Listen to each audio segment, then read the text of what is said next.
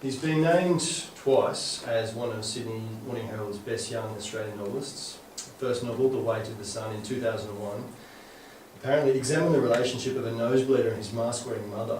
His second novel, Wonderful, in 2004, traced the glittering career of a movie star monkey and his perpetually drunken trainer, from Hungary via Africa to Hollywood's golden age.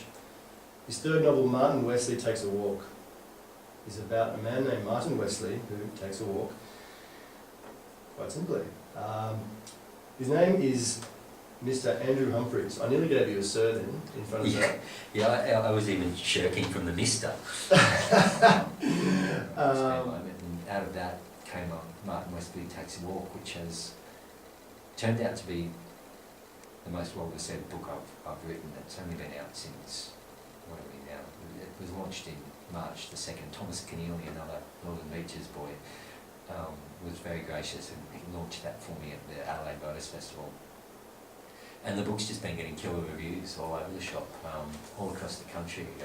The Sydney media as well, which I've never really managed to engage before, has just been all over it. I've got fantastic reviews in the Herald and the Sun Herald and the Telegraph and the... Let me just break in and quote De Niro Amano from The Australian. Yep.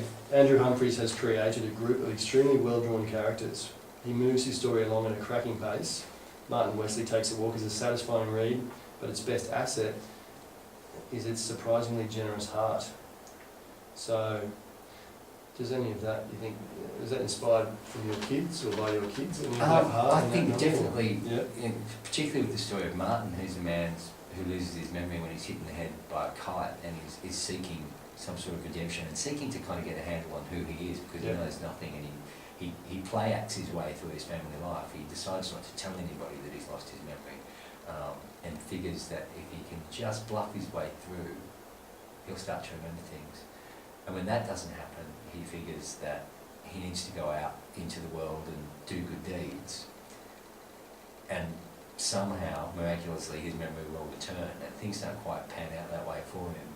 But that's the idea that he's working on. And somewhere along the line, Martin realises what's really important to him and the people he needs to make amends to are his family. And I think I had that realisation about the same time I was writing the book, that things had really changed for me. Yeah. But all I wanted to do was write fiction. That's all I still want to do. But having the time to do that and making money off that is difficult. And then I wrote a third book called Paraguay, which my publisher at the time liked, but couldn't see any sales in it.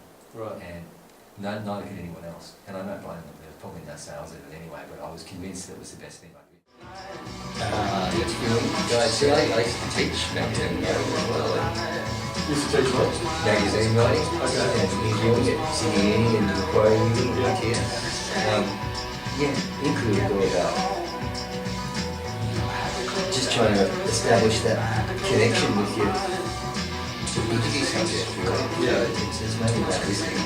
Yeah. And not being afraid to leave empty spaces, because a lot of the time the interview subject will rush to fill the space rather than you needing to do it. Various theories on it, on what interviewing is, sort of techniques are the most sort of compelling one I've seen is that interviewing is pretty much a form of seduction, rather than trying to seduce the person you're interviewing or let them seduce you, which is more often the case. You let them